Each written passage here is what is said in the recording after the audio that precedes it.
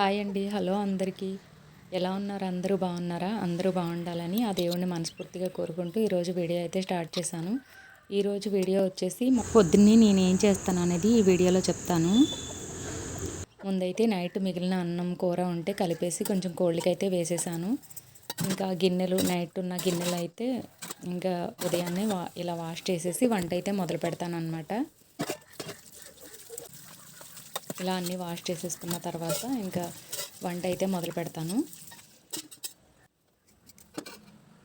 ఇప్పుడు stove on చేసుకుని rice కోసం అయితే ఒక పక్క నీళ్లు పెట్టాను, వేరొక పక్క ఇంకా టిఫిన్కి అయితే రెడీ చేస్తున్నాను. దొడ్డు రవ్వ అండ్ సేమియాతో ఉప్మా అయితే చేశాను అనమాట.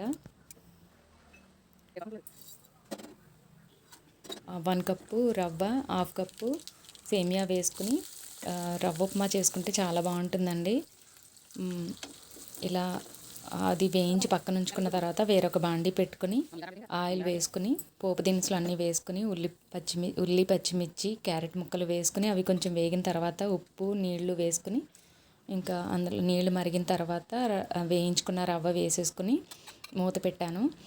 అది ఉడికేలోపు ఇంకా రైస్కి పెట్టిన నీళ్లు కూడా మరుగుతున్నాయని ఇంకా మరిగే దానిలో బియ్యం కడిగి వేసేసాను. అది ఉడుకుతుంది. ఈలోపు ఉప్మా కూడా కుక్ అయిపోయింది. స్టవ్ ఆఫ్ చేసి దాన్ని పక్కన పెట్టాను. రైస్ అయితే ఇంకొంచెం ఉడకాలి. రైస్ ఉడికేలోపు టీ పెట్టాను అనమాట. కొంచెం పాలు వేసి కొంచెం నీళ్లు వేసుకుని టీ పొడి పంచదార వేసి టీ అయితే మరిగించాను. అది మరిగేలోపు రైస్ కూడా కుక్ అయిపోయింది. రైస్ వంచేసి ఇంకా టీ కూడా అయిపోయింది. టిఫిన్ చేసి టీ తాగిన తర్వాత ఇంకా చారు అయితే పెట్టాను అనమాట. చింతపండు చారు. కొంచెం నీళ్లు వేసుకుని చింతపండు, ఉల్లిపాయ ముక్కలు, పచ్చిమిర్చి, టమాటా ముక్కలు, ఉప్పు, కారం, పసుపు వేసి అది మరిగేలోపు ఇంకొక పక్క చికెన్ కర్రీ అయితే రెడీ చేస్తున్నాను. ఒక బాండి పెట్టుకుని ఆయిల్ వేసుకుని వేడయ్యాక ఆనియన్స్ మగ్గించుకుని ఇలా చికెన్ ముక్కలు వేసుకుని అల్లం వెల్లుల్లి పేస్ట్ వేసుకుని కొంచెం పచ్చివాసన పోయే వరకు మగ్గించుకుని ఉప్పు, కారం, పసుపు, గరం మసాలా వేసుకొని నీళ్లు వేసి మూత పెట్టి ఉడికించుకోవాలి.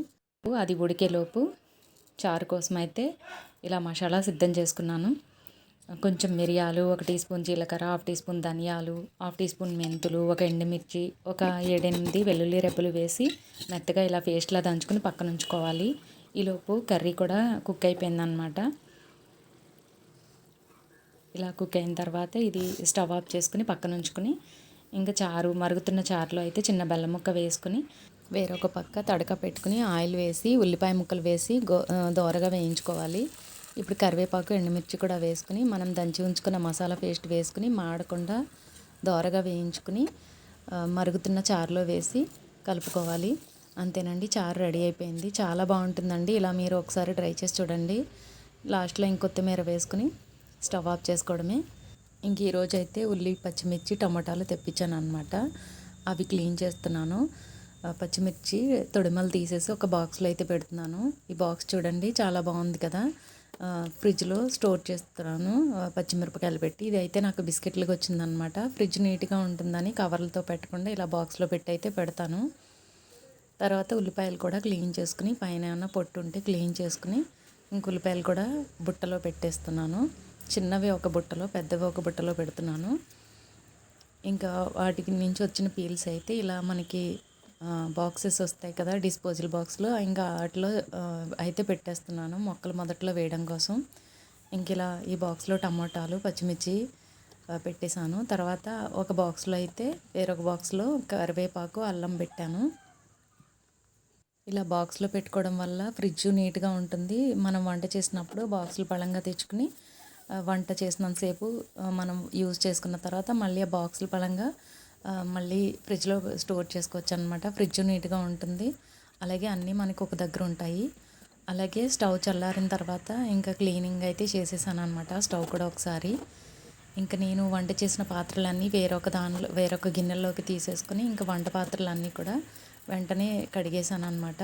ఇలా ఇంకా డైలీ ఇలా కడిగేసి శుభ్రం చేసేస్తాను వెంటనే.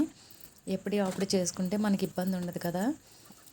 ఇలా కడిగేసి ఇంకా వాటిని సామానం అయితే కొంతసేపు ఎండలో పెడతాను.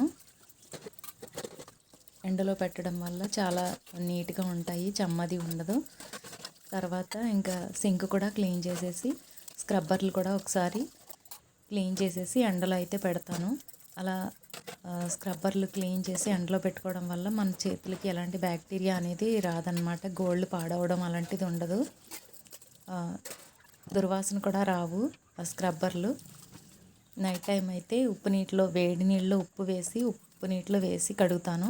పగలైతే ఇంకా ఎండలో పెడతాను అనమాట ఒకసారి శుభ్రం చేసేసి. ఇలా సింక్ కూడా క్లీన్ చేసేసి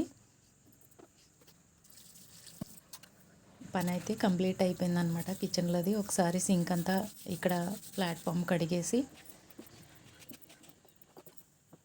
కిచెన్లో పని అంతా కంప్లీట్ అయిపోయింది. ఇది ఫ్రెండ్స్ ఈరోజు వీడియో నచ్చితే లైక్ చేయండి. అలాగే మన ఛానల్ని సబ్స్క్రైబ్ చేసుకోండి.